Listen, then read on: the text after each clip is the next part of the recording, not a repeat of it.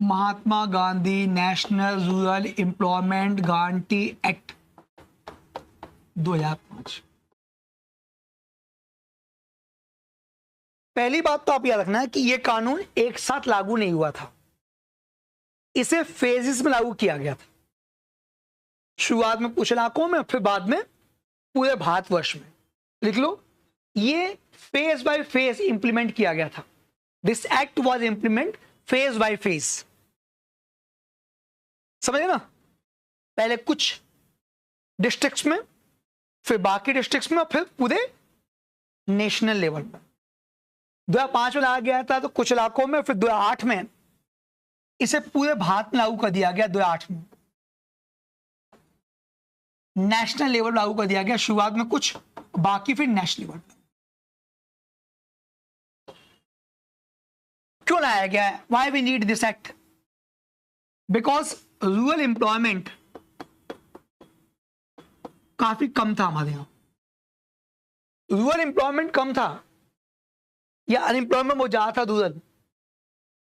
In other words कि rural unemployment ज्यादा था तो रूरल पॉवर्टी ज्यादा थी। रिलेट कर पा रहे हो? ग्रामीण रोजगार कम था तो ग्रामीण गरीबी अधिक थी। ग्रामीण गरीबी अधिक थी तो ग्रामीण जीवन, या हम कहें पलायन, या माइग्रेशन ज्यादा था टूवर्ड सिटीज। लोग काम के लिए शहरों में आते थे। रूरल पॉवर्टी ज्यादा थी तो माइग्रेशन ज्यादा था। माइग्रेशन ज्यादा था। इस माइग्रेशन के दो इंपैक्ट, क्योंकि गांव से आदमी निकल के शहर में काम के लिए आ गया, तो एक तो गांव में जो सब परिवार है, उसके बूढ़े माँ बाप, उसकी वाइफ, बहन, छोटे भाई बहन, उनकी सोशल सिक्योरिटी, उनकी सामाजिक सुरक्षा अच्छी होगी, कमजोर होगी? कमजोर होगी। भाई बूढ़ा माँ बाप बीमार हो गया तो लड़का तो नौकरी करने गया बाहर, तो डॉक्टर पास कौन लेके जाएगा? तो ऐसी स्थिति में माइग्रेशन से हुआ ये कि रूरल सोशल सिक्योरिटी, सामाजिक सुरक्षा कमजोर हो गई। और ये जो आदमी शहर आया, इससे अर्बन जो स्लम है या अर्बन जो आपका फैसिलिटीज हैं, उन पे बोझ बढ़ गया। भाई हमने दिल्ली में क्या दिक्कत आ रही है इस समय? दिल्ली में दिक्कत आ रही है कि दिल्ली जो बनाया गया वो कुछ संख्या के साथ बनाया गया, इतने लोगों के हिसाब से पर्याप्त हमारे पास अस्पताल हैं, पानी है, ड्रेनेज है। अब बच्चे आ गए डबल, बाहर से पढ़ने के लिए आ गए, तो दिल्ली को वो बर्डन क्या है? बढ़ गया। अब बर्डन बढ़ गया तो दिल्ली के अंदर अब क्या हो रहा है? चाहे वहां पे सीवेज हो, चाहे वहां पे ड्रिंकिंग वाटर हो, चाहे वहां मेडिकल हो, चाहे अस्पताल हो, चाहे स्कूल हो, सब में क्या है? भीड़ भीड़ भरी हुई है, मेट्रो से लेकर सब में। क्यों? ओवर बर्डन हो गया, ओवर क्राउडेड हो गया। जैसे इस क्लास की क्षमता 100 लोगों की है, अपन 250 बन लें, क्या स्थिति बनेगी आप लोगों की? कोई आपके इस कंधे बैठा हुआ है, कोई आपके इस कंधे बैठा हुआ है, कोई इधर से मुंह निकाल रहा है। नहीं बात समझ कि नहीं? आप लोग दो लोग बैठे बगल पीछे मुंह निकाल रहा है, सब मेरा आंसर, ठीक। उसको ऊपर दूसरा मुंह निकाल रहा है, सब मेरा भी आंसर, ठीक। धक्का मुक्की हो गया आपस में, पता आप ही ऊपर कोई गिर पड़ा, ठीक। फिर नीचे झाड़ते हुए आप निकल रहे हो, सब मैं दब गया था क्लास के बाद, तो ओवरक्राउड हो जाएगा। ऐसे ही हुआ जब माइग्रेशन हुआ तो अर्बन एरियाज में इसका नतीजा जो निकला वो निकला कि शहरी इलाकों में क्या हुआ? ओवरक्राउडेड, बर्डन, अर्बन बर्डन बढ़ गया, ठीक। अब क्या हुआ? ये समस्या बहुत लंबे समय चल रही देश के अंदर, आजादी के बाद चल रही थी समस्या ये। लोग चाहे रोजगार हो, चाहे शिक्षा हो, चाहे हेल्थ हो, लोग बड़े शहरों की तरफ जाते थे। आज भी हम देखो, यदि हमें कोई हेल्थ इशू आता है तो हम बड़े शहर में इलाज के लिए जाते हैं, छोटे शहरों में इलाज मिलता ही नहीं है ही नहीं, पॉसिबल नहीं है। इशू है कि नहीं? आप सब मेरी तरफ देखो, अपने नीचे ऊपर नहीं, ध्यान से देखो मेरी तरफ जो मैं बोल रहा हूँ। आधे तो इधर खोए रहते हैं, पता नहीं कहाँ कहाँ सोए रहते हैं, ये देखो, ठीक जो मैं बोल रहा हूँ मेरे ध्यान से।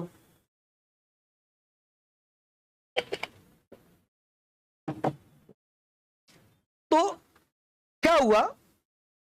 इस समस्या को समझते हुए हमारे एक राष्ट्रपति थे, नाम था एपीजे अब्दुल कलाम। उन्होंने कॉन्सेप्ट दिया था, नाम था पूरा। ये कलाम साहब का कॉन्सेप्ट था, एपीजे अब्दुल कलाम का।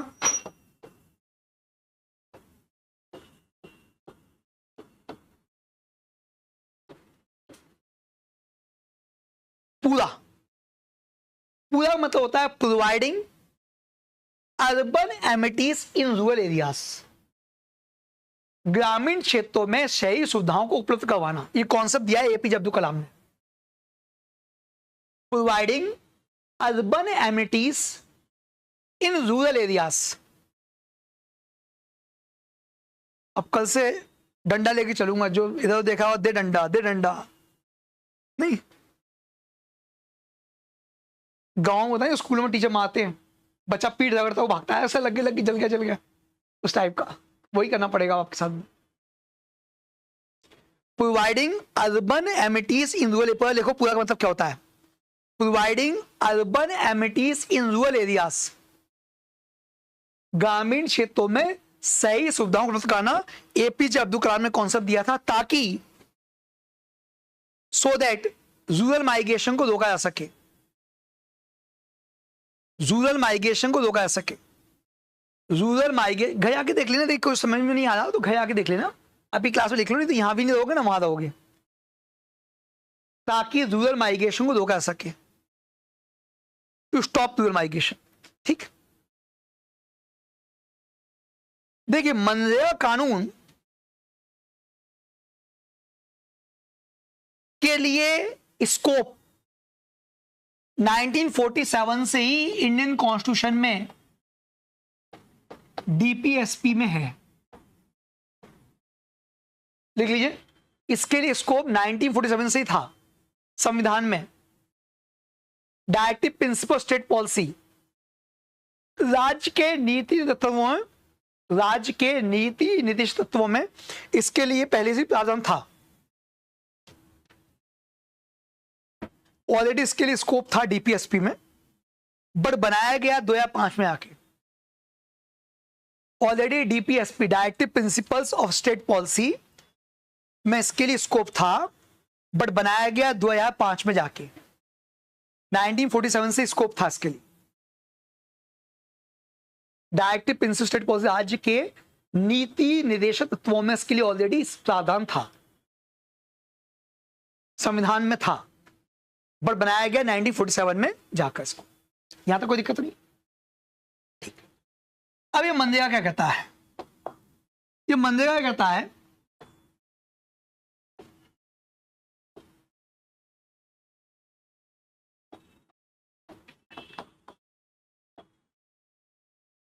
कि गांव में कोई व्यक्ति, चाहे महिला हो चाहे पुरुष, जो भी काम करना चाहता है उसको कम से कम 100 दिन का रोजगार, 100 डेज का एम्प्लॉयमेंट दिया जाएगा। कितने दिन का? 100 डेज का। 100 दिन का रोजगार इसके तहत दिया था गांव में। और जो काम दिया जाता है वो दिया था अनस्किल्ड वर्क। इसमें जो एम्प्लॉयमेंट दिया था अनस्किल्ड एम्प्लॉयमेंट इसमें अवेलेबल कराया जाता है, जैसे सड़क बनाना, गड्ढे खोदना, गांव में तालाब पौंड बनाना बरसात से पहले, गांव में कोई बिल्डिंग बनाना, स्कूल, अस्पताल या पंचायत भवन, ये सब काम इसको बोलते हैं अनस्किल्ड वर्क। स्किल्ड वर्क जैसे जिसके लिए आपको कुछ ट्रेनिंग चाहिए, फॉर एग्जाम्पल मशीन बनना, कूलर मोटर बनना, मोटर सही करना, ये अनस्किल्ड वर्क नहीं, स्किल्ड वर्क है। उसके लिए ट्रेनिंग चाहिए आपको। नहीं पता करंट लग गया, नहीं चले गए ऐसे ही लेके खुदाली ला खोद देता हूं उसको मैं, दीवार को भी देखो तार फार क्या निकाल दूंगा इसके, तो तार वार तो मैं ऐसे निकाल देता हूं, तो आप ही करंट लग गया। अनस्किल्ड मतलब जिसके लिए कोई कुशल नहीं चाहिए। तो गांव के लोग पास कुशलता थी नहीं। अपन कहेंगे कि भैया ट्रेंड वर्क चाहिए, तो ट्रेंड तो है ही नहीं वहां पे, स्किल्ड मैन पावर है ही नहीं। तो मनरेगा में प्रावधान यह है कि अनस्किल्ड एम्प्लॉयमेंट दिया जाता है। ठीक, अनस्किल्ड एम्प्लॉयमेंट दिया जाता है।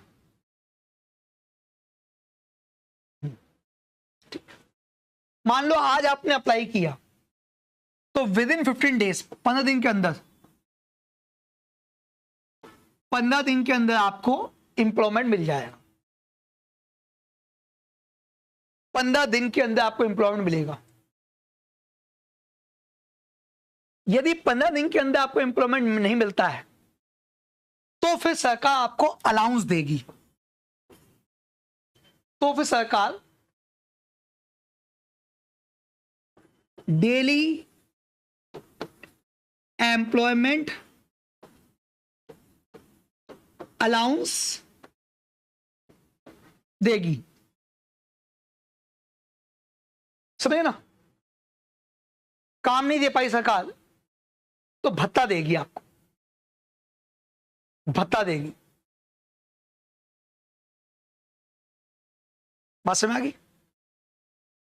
आपको जान के आश्चर्य होगा कि मनरेगा में जो मजदूर काम कर रहे हैं उनमें महिलाओं की तुलना, पुरुषों की तुलना महिलाओं की संख्या ज्यादा है। तो इसमें अभी जो फाइंडिंग आई है, फाइंडिंग ये कहती है कि वुमन लेबर जो है वो ज्यादा है मेल लेबर से इस स्कीम में इन्वॉल्व। और वुमन लेबर में भी ये देखा गया है कि समाज के जो वीकर सेक्शन की महिलाएं हैं, समाज के जो कमजोर तबके की महिलाएं हैं, उन्हें ज्यादा रोजगार मिल पा रहा है। वीकर सेक्शन की फीमेल जो है वो ज्यादा इसमें एम्प्लॉयड हैं, मनरेगा के अंतर्गत रजिस्टर्ड हैं। ठीक है, ये तो हो गई मनरेगा की जानकारी। मनरेगा में 2-3 दिक्कतें आती हैं।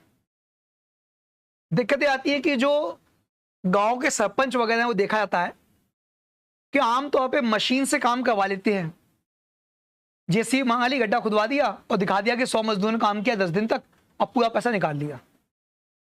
इस तरह के बहुत सारे मामले मनरेगा में आते हैं। ठीक है ना? तो इसको रोकने का प्रयास चल रहा है अभी सरकार। इस साल के बजट में मनरेगा का जो राशि थी वो कम की गई है।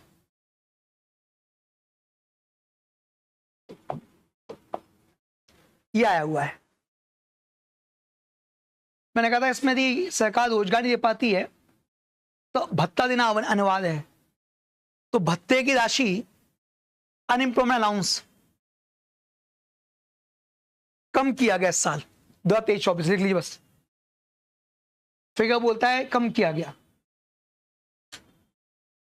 आमतौर पर जॉब देनी है, जॉब नहीं दे पाओगे तो आपको अलाउंस देना पड़ेगा। उसको बोलते हैं अनएम्प्लॉयमेंट अलाउंस, बेरोजगारी भत्ता। तो इस साल के बजट में ये देखा गया 2023-24, लास्ट ईयर, मतलब इस साल नहीं, लास्ट ईयर कम पैसे दिए गए। अब आपसे पूछ लेगा कि क्योंकि ये 2023-24 का फिगर दे रहा है, ठीक, लास्ट ईयर सरकार ने कम भत्ता दिया लोगों को, जितना देना था उससे कम दिया। ठीक, अब एक आया कि कितना भत्ता दिया जाता है, पूरा नहीं। मान लीजिए सैलरी आपको, मतलब पर डे काम करने का आपको पैसा मिल रहा है इसके अंदर 250 रुपए, तो 250 रुपए नहीं दिए जाएंगे क्यों, काम तो आपने किया नहीं। तो अनएम्प्लॉयमेंट अलाउंस ले लीजिए, कितना होता है ये अलाउंस? होता है first 30 days of the financial year, 1/4 of the wage rate. जो भी मजदूरी है उसका 1/4 पहले 30 दिनों का, बस यही था। And half of the wage rate for the reminder,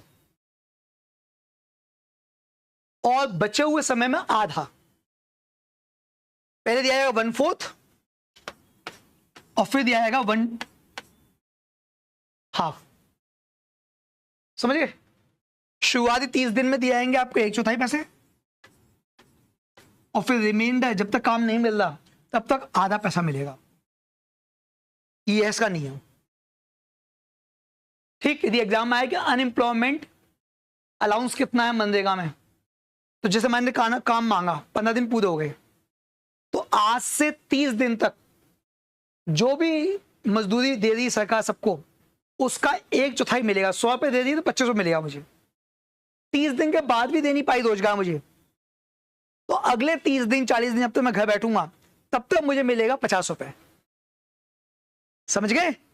ये इसका तरीका है, इसको बोलते हैं अनएम्प्लॉयमेंट अलाउंस ऑफ मनरेगा। समझे? तो यही मैंने क्वेश्चन पूछा था। अभी कितने दिन का अलाउंस मिलता है, तो 15 दिन के बाद मिलता है। ठीक, लास्ट क्वेश्चन तो आपका हो ही गया है कि इंडस्ट्री बर्थौसी कहां पे है, तो किंगस्टन। ठीक, तो ये अपने सारी चीजें कल की, मतलब जो क्वेश्चन में बात था बना दिए मैंने। इससे आइडिया लग गया कि आपको कितना रिकॉल हो रहा है, कुछ नई चीज जोड़ दी है।